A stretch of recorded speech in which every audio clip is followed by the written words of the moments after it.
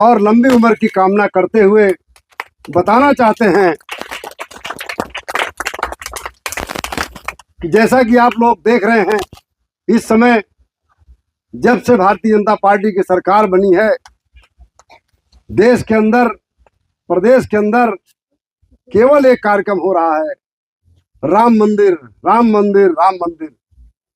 और उस राम मंदिर का उद्देश्य क्या था, आज सबको पता चला कि सरकार तो बना ही लिए, हमको गुमराह करके, हमको प्रलोभन दे करके, हमको लालच दे करके सरकार तो बना लिए। उसके साथ साथ ये दिखाई दिया कि जब अयोध्या जैसी मंदिर से, जो दुनिया का सबसे बड़ा मंदिर बना है आज, उस मंदिर से लूट हो रही है।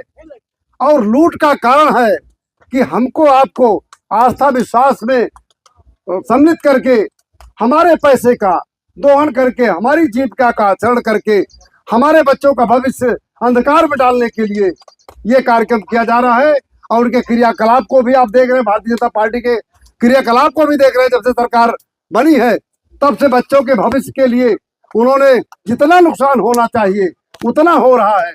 बच्चों की पढ़ाई से लेकर के, बच्चे जो पढ़ने वाले बच्चे नौकरी के लिए इलाहाबाद में या और जगह पे अनवरत माने तैयारी कर रहे हैं, उनके भविष्य के लिए जब जब पेपर आता है तब तक नकल हो जाती है, जब जब पेपर होता है पेपर लीक हो जाता है, फिर से परीक्षा, मतलब एक विषय के लिए, एक एग्जाम के लिए 4-4 साल एग्जाम देना पड़ता है।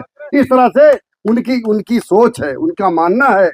अगर आप लोग शिक्षित हो जाएंगे, क्योंकि उनकी व्यवस्था सवर्णवादी सोच है, सामंतवादी सोच है, कि उनके पीछे आप इस तरह रहिए कि उनके बीच में बराबरी का पैमाना, बराबरी का स्तर ना मिले। आपको हमेशा नीच बन करके रहना हो। अगर वो बैठते हैं कुर्सी या चारपाई बैठते हैं, तो आपको जमीन बैठना चाहिए, ये उनकी सोच है।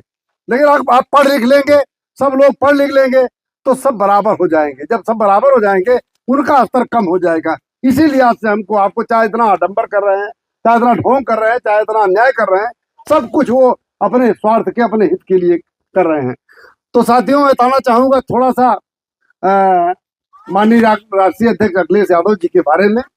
जो उनकी सोच है, जो उनकी विचारधारा है, वो समाज सेवी है। जैसा कि 2012 में सरकार बनी थी, उन्होंने सबसे पहले बच्चों को पढ़ने के लिए, आगे भविष्य के निर्माण करने के लिए उन्होंने लैपटॉप बांटने का काम किया था। सारे बच्चे लैपटॉप पाए थे। जब जो कॉलेज में इंटर पास करके निकले थे, सभी बच्चों को लैपटॉप दिया गया था। साथ साथ समाज में अगर कोई झगड़ा हो रहा है, जैसे अभी ये रास्ता जा रहा है, आगे से कोई बंद कर देता है, तो आप बंद करने वाले की शिकायत करने जाएंगे, आप प्रधान के यहाँ जाएंगे या किसी बड़े लंबरदार के यहाँ जाएंगे, हमारा रास्ता बंद कर दिए हैं। लेकिन उन्होंने समाधान किया कि 100 नंबर डायल लागू कर दिया। आप घर बैठे बैठे 100 नंबर डायल कीजिए, तुरंत पुलिस आ जाएगी, तुरंत रास्ता खुलवा देगी, 5 मिनट भी नहीं लगेगा रास्ता खुलाने काम। तो जो झगड़ा आपका पटीदार से और जगह से जो झगड़ा होता था, वो समाप्त हो गया। ये जन कल्याण हुआ कि आपका एक पैसा नहीं लगा, आपका समस्या का समाधान हो गया। आपका नाली बंद कर दिया, कोई पानी बह रहा है, कोई नाली बंद कर, 100 नंबर डायल कीजिए, तुरंत पुलिस आ जाएगी, तुरंत आपकी समस्या का समाधान हो जाएगा।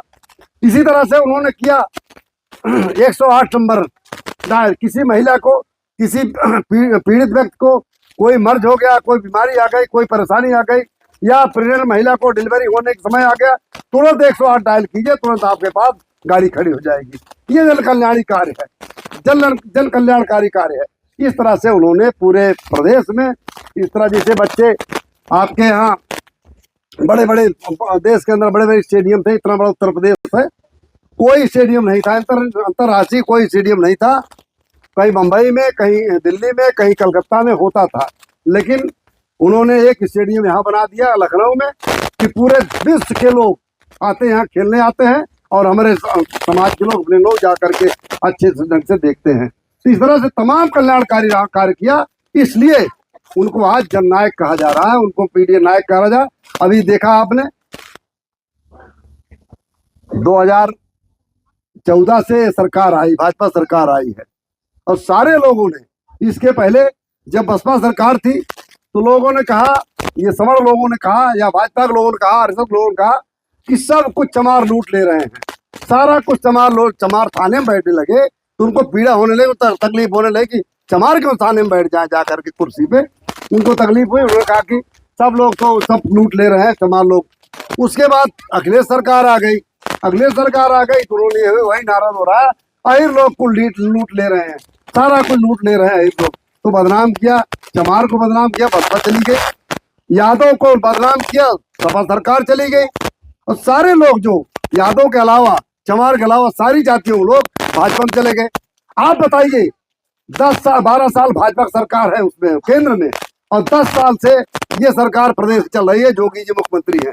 आप बताइए कि जो लोगों ने साथ छोड़ करके, सपा बसपा का साथ छोड़ करके भाजपा में शामिल हो गए, किसी को बता दीजिए कोई एक कल्याणकारी काम हुआ हो उसका? अन्याय के अलावा कुछ नहीं हो रहा है। अगर परिणाम झगड़ा हो गया, आप गए थाने गए तो एक एप्लीकेशन देंगे तो कम से कम आपको 5,000 रुपया देना पड़ेगा। पुलिस आई तो दूसरी पार्टी से ही 5,000 रुपया लेकर के सुलह समझौता कराया, आपके पट्टीदार का, आपका दोनों का। छोटी झगड़ा, बच्चों के झगड़ा में 10,000 रुपया जा रहा है।